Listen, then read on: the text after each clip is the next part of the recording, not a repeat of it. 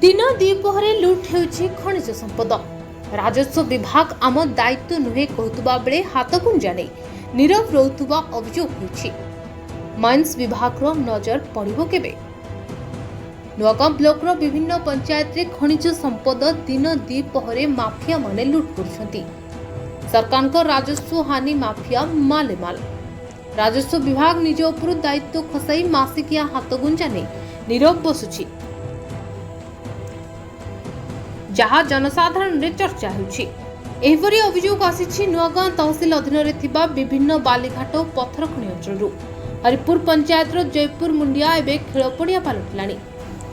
बहु थर खबर प्रकाश पाइबा परे किछि दिन नीरव परे पुणी राति दिन चलीछि बेधड़क लुट। राजस्व विभाग निज मुंड उपरु दायित्व खसाई आमर कोनोसी दायित्व नुहे बोली सब माइन्स विभाग बुझुचंती कही दोष खाइदेला राजस्व विभाग। घटना को नहीं माइन्स विभाग अधिकारी को जोगाजोग करथिले मध्य जोगाजोग होई पारनथला। एभली बेधड़क खनिज संपद लुट को नहीं अंचलर बुद्धिजीवी परिवेश प्रेमी असंतोष प्रकाश करछंती। एणु जिला प्रशासन पक्षर दृष्टि दे पदक्षेप ग्रहण करने दाबी होइछि। नुआगांरू निरंजन साहू को रिपोर्ट, मीडिया वॉइस।